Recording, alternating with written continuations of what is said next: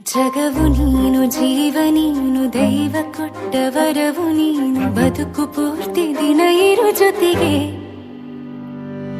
ಹೆಸರು ಬರೆದ ಹಾಳೆಯ ಗೆಳೆಯ ನೀನೇ ಆಗಲಿ.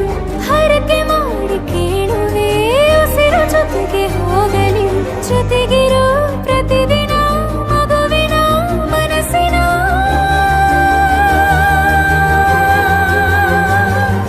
ನಗು ನಗುತ್ತಿರೋ ಹೊಸ ಕನಸಿನ ವರ ತಂದವನೇ.